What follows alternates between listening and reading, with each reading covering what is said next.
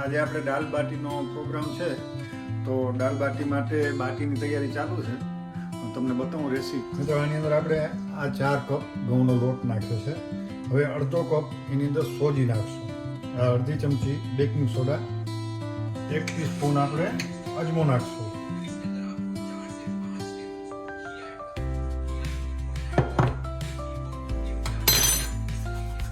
આ રીતે જ ખાતેથી મસળી ને આપણે અજમો નાખશું કે આપણે આમાં નિમક નાખશું. આપણે 4 ચમચી ઘી ઉમેર્યું આમાં.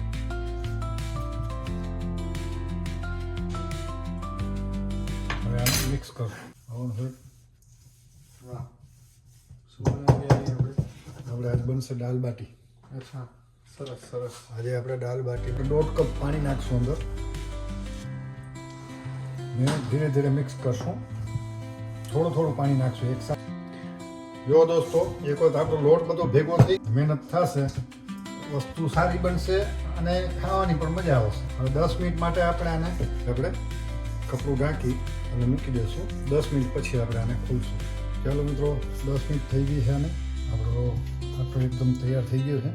ફરીથી એને જરાક આપણે મસળી લઈશું.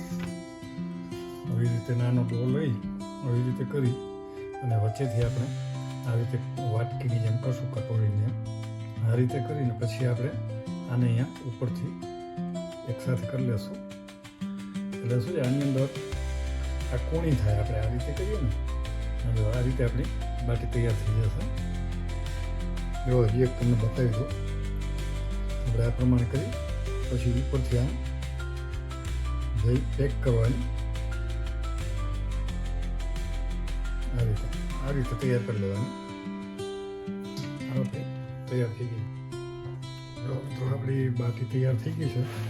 હવે આપણે એની ઉપર આ રીતે કટ મૂકી દઈશું કે ઉપરથી કટ મૂકશું એટલે અંદર પણ વ્યવસ્થિત આપણી બાટી પાકતી આવશે.